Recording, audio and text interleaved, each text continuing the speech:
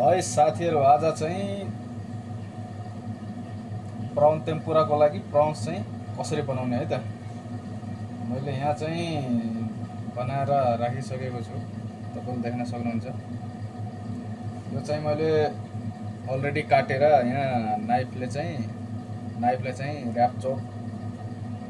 Rap गरेर काटे हो। यसलाई चाहिँ यसको करङ भाच्नुपर्छ अगाडि पछाडिको। टक्क यसरी गरेर करङ भाचेपछि ल फाइनली प्राउन्स तयार भइसकेको छ। अब यसलाई प्राउन टेम्पुरामा हिट गर्ने अनि फ्राई गर्ने।